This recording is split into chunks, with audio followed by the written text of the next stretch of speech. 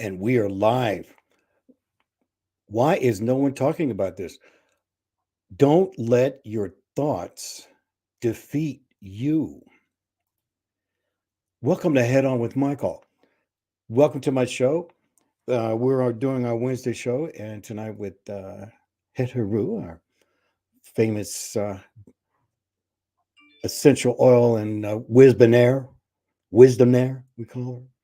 First of all, please subscribe to the channel and make sure you press that bell, because right here is where we're going to take our head out of the sand, ladies and gentlemen. Now, you're not going to believe this.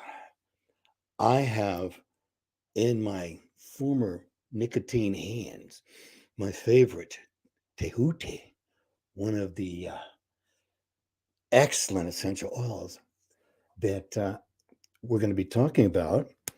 And before we get in there, this is one of her essential oils, the sixth chakra. And you can find this on her website. So we're going to be talking a little bit about this, going into her Het-Heru's chamber, HET-HERU.com. We're going to be talking about tehute. Now, thought. One of the things here, the principles I've always been talking about here is, we just last week, we talked about wherever thoughts goes, energy follow, or in also goes in. Now, there is a energy that goes with your thoughts. So now the whole key here is don't let your thoughts defeat you. And one of the things is to be an adult of my thought. You are what you think about. And so this is very important, that not only you're an adult of your thought, but you're also an adult of your mind. And so we're going to go a little bit into this a little bit more so that you can have victory. Today is about figuring out a way to have your thoughts give you victory. And thanks for Tracy for coming in tonight, and everybody else who's coming in now and who will be coming in later. And so let's go ahead and get started talking about this. We're going to bring in Het-Heru. Hello, my dancing queen. How are you doing tonight? I'm good. Thank you, Michael. How are you? Good. How's that up in Vegas? A little cold up there? Yeah, it has, but except it's warming up a little bit. It's 60-ish. Oh, that ain't 60 below zero, lady. Come on. No, hey, I'm not fussing. It Okay, I know I was works. gonna say you from the Midwest. You know, No, no, somewhat. no, no. I'm with it. It'll probably drop again a little bit and then go up, and then closer to March is when it starts to stable off. March, April, we start getting the spring weather in. But as a friend once said to me, I don't mind the cold. Our cold, like you said, is not like the Midwest because we know that those three-digit numbers are coming 112, 13, 14, 15, 16. Like, that's when 17, 18, 19, uh, 20. Come on. well, thank God it's in the time I've been here, but where you are, you probably do go up that high, don't you? Oh yeah, we've gotten it. I've been here at 120, Yeah, see, and I love it. And I love it. So let's get I into this. know people who We're going do. to be talking about how to not let your thoughts defeat you. Now we know that that there's an energy, there's an intention that comes from there, and so let's just open up here, begin here on the Mhm. continuation of what we kind of talked about. Now remember, everybody, you should already have. You're going to be ordering these essential oils at Tehuti.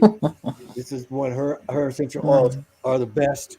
And with that, Thank you. thank you so much, Hetheru. And I'm gonna My get out of pleasure, darling. Let me just, for those of you who haven't heard this before, from where these came, is part of the work that I do is intuitive work. I channel, and I have a wonderful relationship with my spiritual guides, whom I call the ancestors.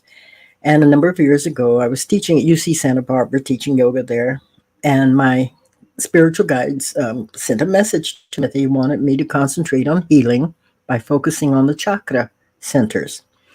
You notice I said chakra and not chakra. The correct word is chakra. So they gave me no more information. I didn't think any more about it. I didn't mention it to anyone. And a couple of years later, someone asked me if I could put some oils together for him. And I didn't even stop to think, why is he asking me that? I don't do this. I just said, yeah, sure. And I started getting this message. Once again, apparently my guides were speaking to me, and they told me the two specific oils they wanted.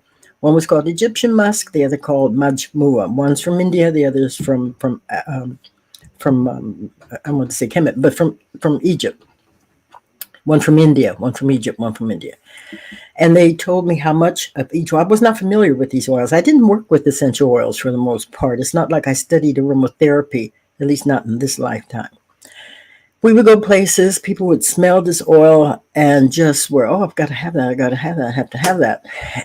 But what really caught my attention were the people who were saying they weren't feeling well, and smelling the oil immediately they started feeling better.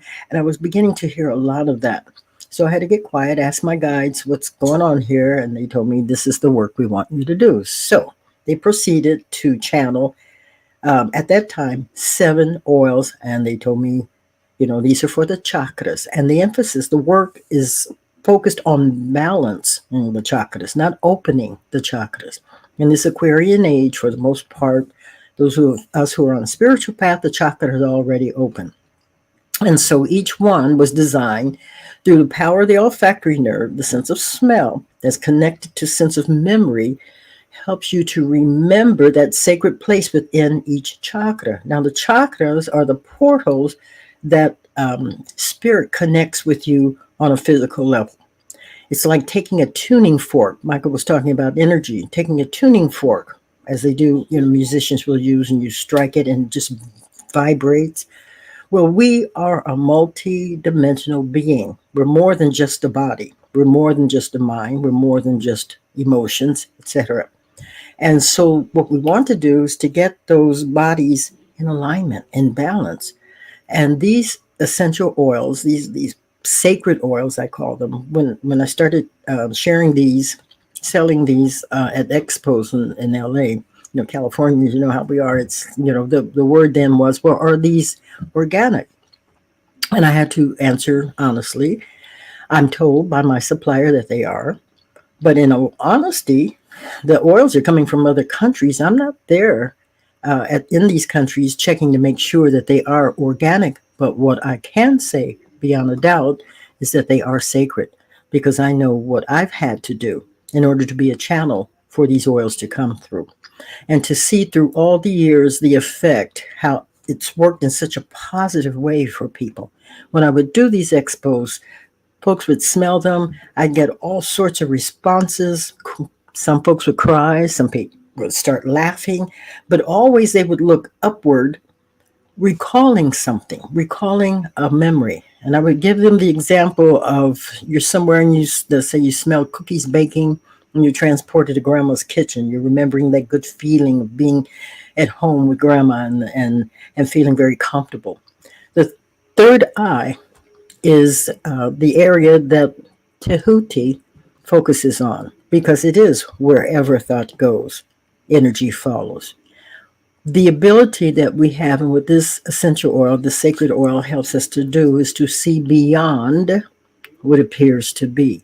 Too often we look at what appears to be and we accept it as our reality, and we stay locked in that, and we don't get past that. It behooves us, by learning to change our thoughts. Something that's going on is just showing you what you're consistently thinking of and applying the emotional body to. You're consistently doing that, and so consequently you're manifesting. You are a creative being. And in the process, the experiences that you're having, and in order to take back your power, the experiences that you're having is what you're putting your power to. Wherever thought goes, energy follows. So it behooves you. You don't like what's going on, change your thought, you change your experience. When I meditate in the morning, I say a prayer, and in this prayer, I at one point when I'm focusing on the third eye, or excuse me, on that sixth chakra, And I use that in my meditation. But in this prayer, I've said I am a sacred, powerful being, and that nothing outside of myself has any power over me, and I am manifesting the experiences that I'm having.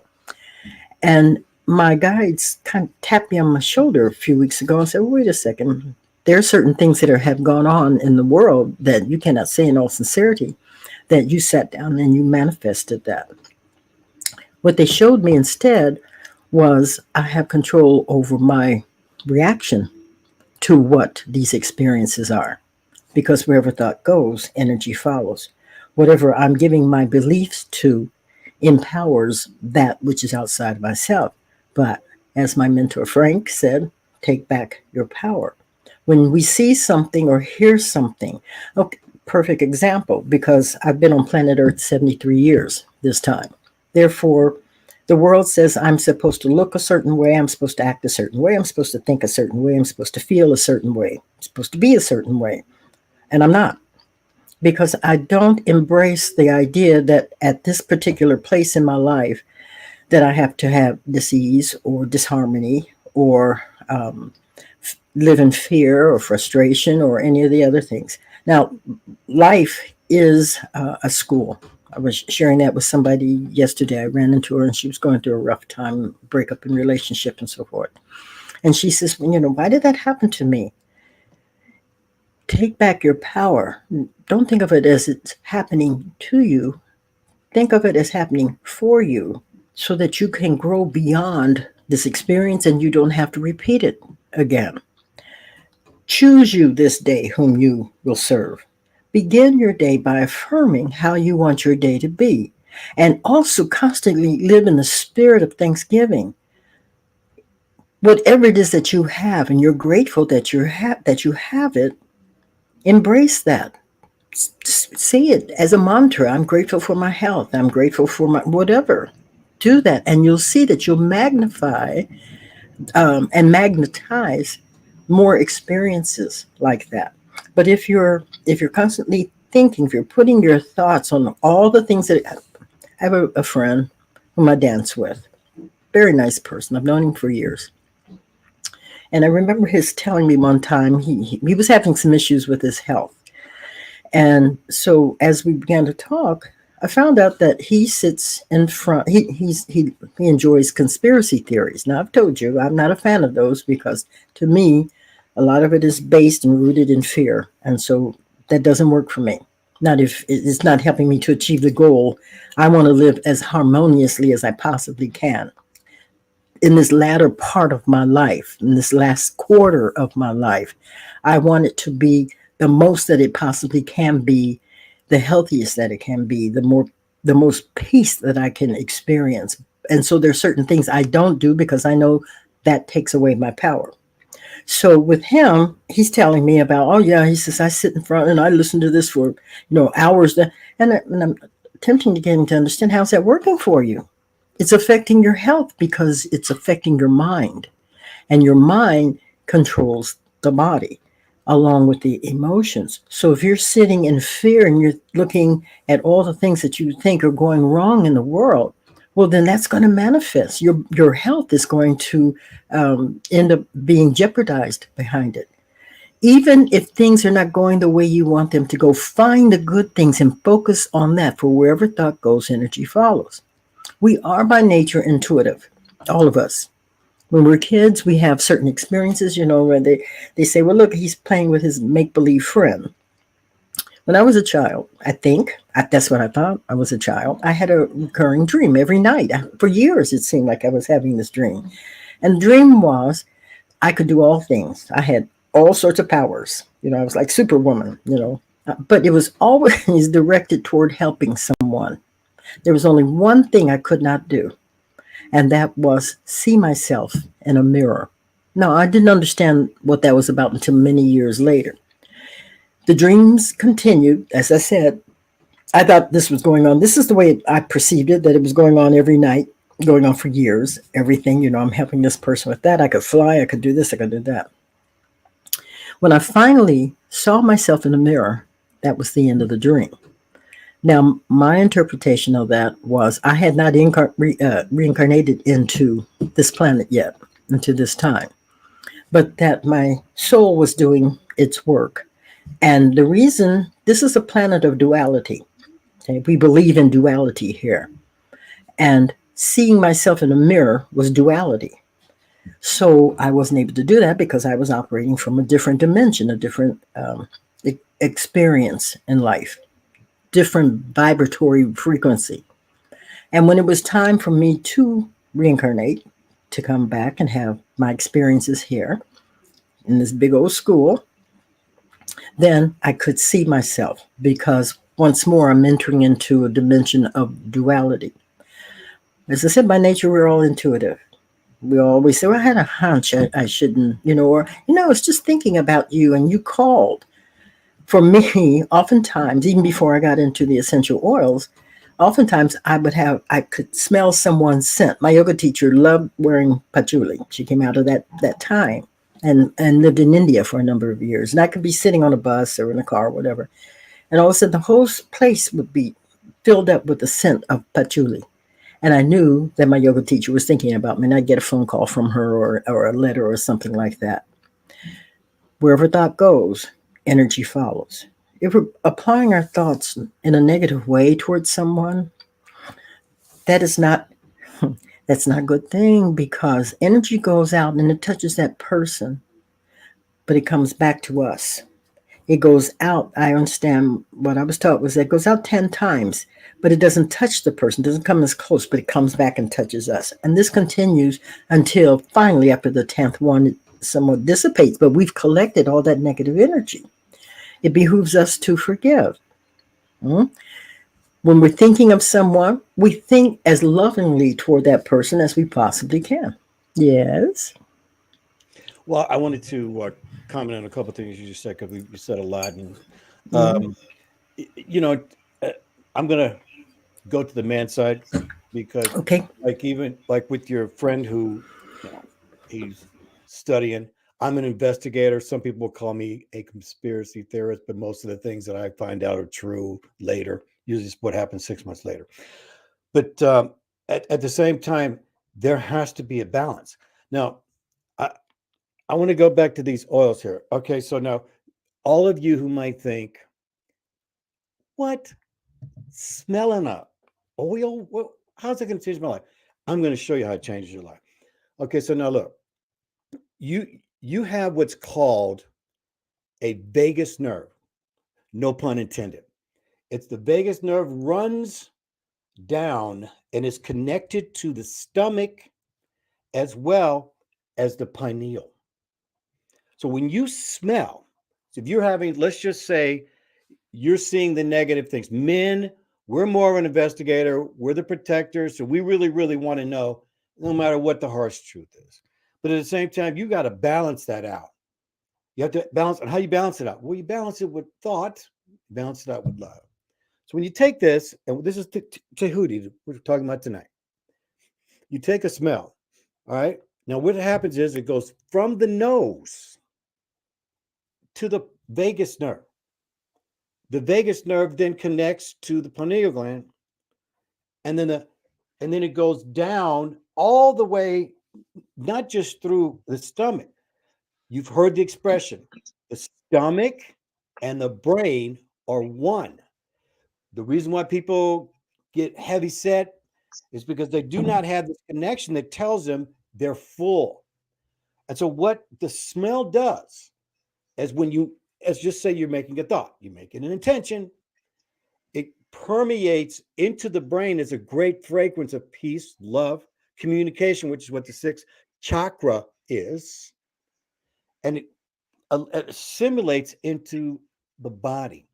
And so this is how smell. Now I have been using Het-Heru's oils for 15 years. I'm going to go back here just to give you an idea. Well, to her, you need to go and check out all her different sacred love products as well as the sacred oil. She spares no expense on these things. They're literally so pure. And so I want to connect that of understanding the balance of your thought. Negative thoughts are going to come. Oh, I got to pay this bill. Oh, this and that. The way it's balanced out, though, is knowing that's life. Life happens to us. It happens to all of us. The main thing is here is we do not want to let your thoughts defeat you, because the energy of it's, as Het-Heru just said, it goes out 10 times. So you may not realize what an energy force that you really are. Do you know that they have instruments that can read all your vitals 30 feet apart? So if you're walking into a room, you can tell whether or not somebody's upset, someone's out of balance. And so these are tools. These are tools that we're giving you so that you can be an adult of your spirit in this school that we're in. Now, some people might say it's hell, some people might say it's heaven, some might say it's in between. But at the end of the day, it's about the life lessons that you learn, because the only thing you take with you is your thoughts and your decisions. And that's why we're spending saying to you, wherever thoughts goes, this is where the energy follows. Do not let your thoughts defeat you. Thank you so much. Go ahead, Hetero. Oops. Can you hear me, David? I'm David. I'm sorry, Michael.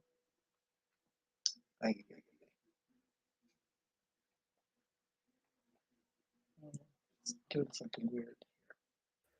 I can hear you. Can you hear me, Michael? Yeah, I can hear you. When I go Okay, out good. of screen, Okay. it's just my microphone's off. Yeah, Okay. for a minute you went out. This was Right. before you went off screen, so I wanted to Right. make sure. So, Yeah. and answering what you were saying. So if you're keeping that sixth chakra in balance, then along with what you were just saying about going into a room and what you're perceiving, having that sixth challenge, the sixth chakra balance, intuitively you're going to get messages, and those messages are going to assist you. You're going to get a sense of. I was talking to someone recently. This was a young person who apparently didn't like what I was saying, and it had nothing to do with the work that I do. It was I don't know if it was in a casino or a restaurant or whatever, but whatever it was, this person. But the message that the person gave me immediately was to fold his arms across his solar plexus. And I said to him, I said, no, don't cut me out. Don't cut me off here. Don't cut me off. I said, I want you to listen to what it is that I'm saying to you. So we want to keep that intuitive chakra in balance. There was a book that I don't know if you read it. This was back in the 70s. It was called The Third Eye. Lopsang Rinpoche. And it was called The Third Eye. And it was a story about a young kid that ended up in a monastery with monks and became, went through a really serious spiritual path. Nothing like I didn't go through.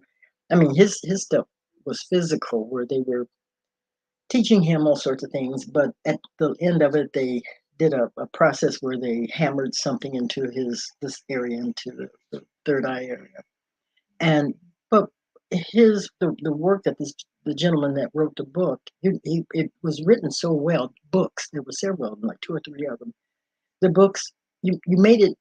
They were written so well that you thought that it was real. This man actually had this type of experience, only to find out many years later that no, it was fiction. But it still gave us the message. And basically, it was the books were designed to teach us about the power of the third eye. Basically, whatever you're focusing your attention to constantly, you're going to manifest the experiences in your life. And so, the oil that he's talking about, Tahuti, comes from the ancient Egyptians, the language that they spoke at that time. It was the aspect of creation that dealt with intelligence. Okay? It was also known as Thoth, Thoth, Thoth. But it was still, the focus was on empowering one through the process of thinking. You don't have to be somebody that reads all the time, that goes to classes all the time. I know plenty of people who do that. They take all sorts of courses and they read all sorts of things, and yet they still not clear about, they're still questioning what their place is in life. They're still uncomfortable. They're still antsy. What's most important, and what my guides, the message that I'm getting now more and more and more, is while I respect and embrace and appreciate the information that I've gotten through the years, very helpful.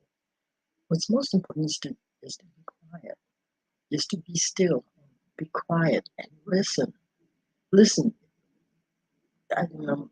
Maybe you've heard the story that I tell about George Washington Carver when a lady asked him how in the world he came up with so many inventions from the peanut. He answered, "Madam, when you love something long enough, it will whisper its secrets to you." That's the power of meditation. Meditation affects the third eye and the seventh chakra, the sixth and seventh chakra. It behooves us to learn how to be quiet and listen. And then we learn how to focus on the things that deserve our power focused up and not, you know, there's so much misinformation that constantly goes on in this world.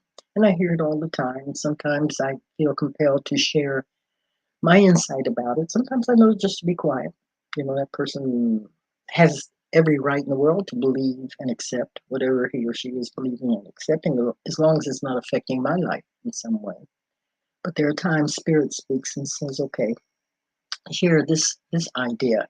And that often happens to me. People pick up something and then I was at a restaurant on Sunday with a friend and her son was there and I don't recall what was said. These people don't know me. They know me as dancers, okay? They don't know my role as a teacher.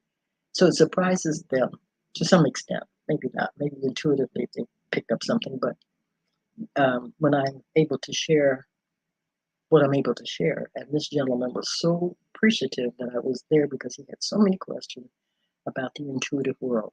He's very very intuitive, but he doesn't have the frames of reference to understand what he's seeing and why he's a person, as they say, who sees dead people.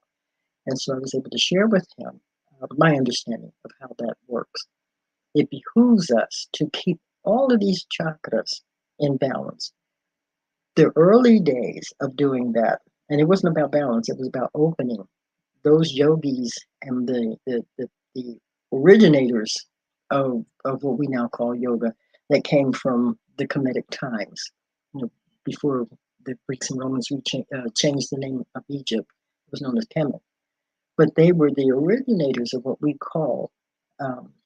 now call yoga. But what they practiced was something called Adi Ankaka. Breath is the life of the soul. But these enlightened beings knew about the time that we're living in. This is not like, oh my God, where did this come from? They knew that this particular time was coming about because we have entered into another dimension, another time rather. This is the remember the song "The Age of Aquarius." They say it's the dawning of the Age of Aquarius when that came out in the '60s.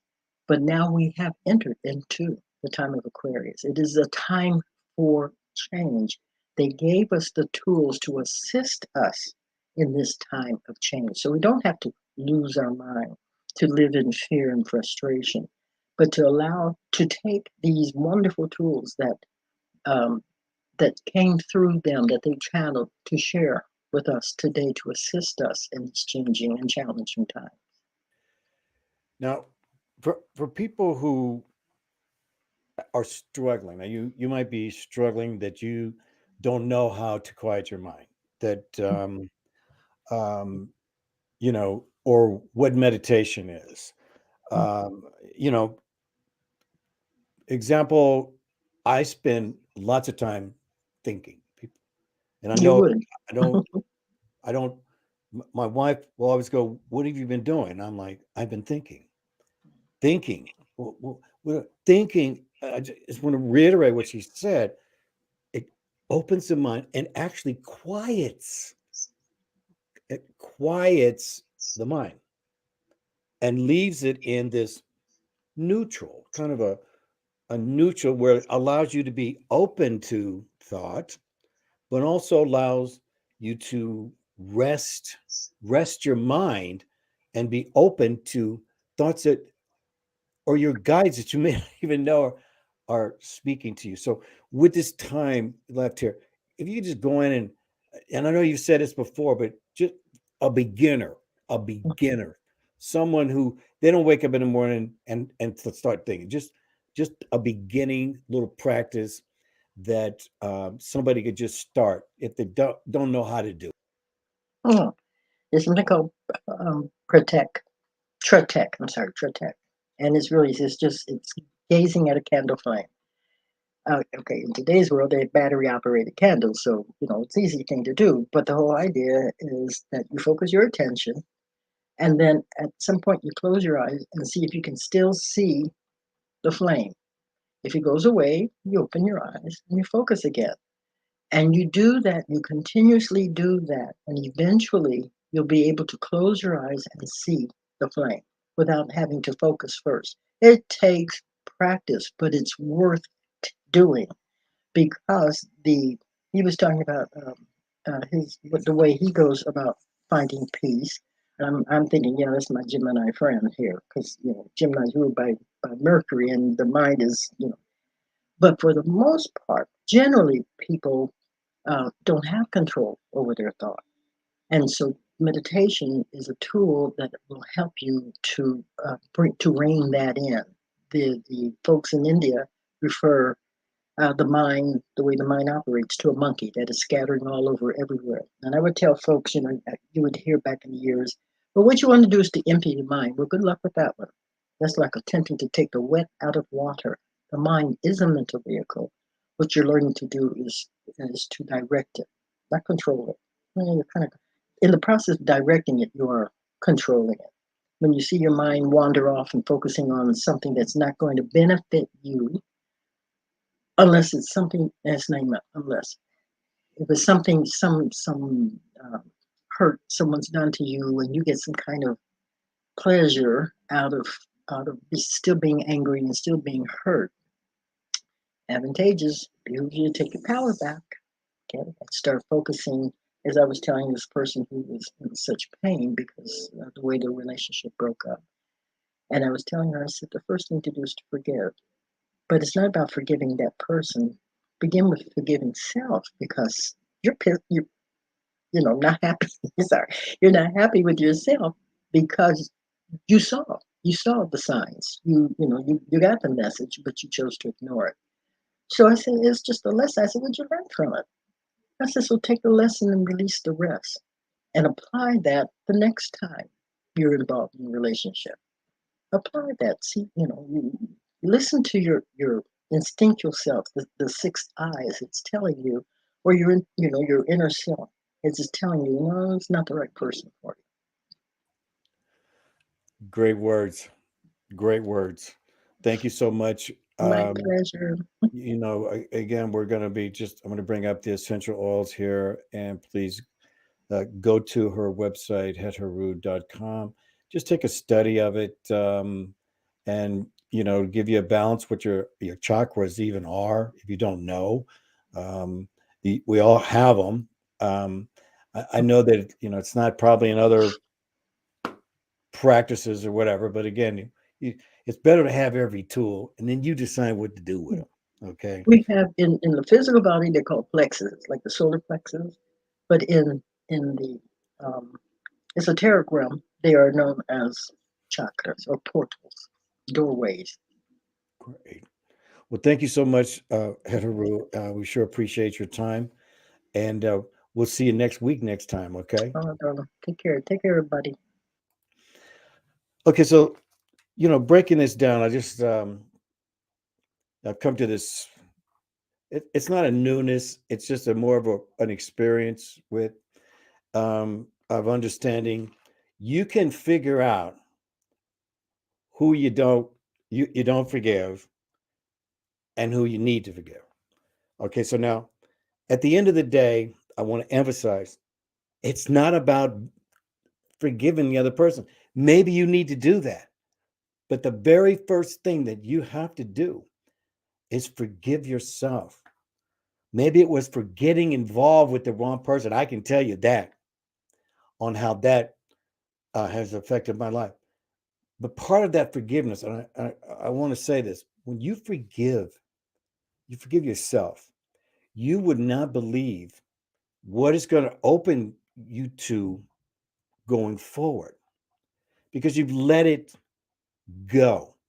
You've let it go within. And so what's cut off is the pain, anger, and even hate. And some of us say, well, I don't hate anybody. Well, there's a fine line.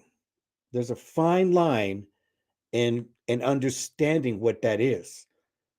But at the end of the day, it kind of adds up to hate. You might go pain. But again, though, it's about you. And what is that going to do?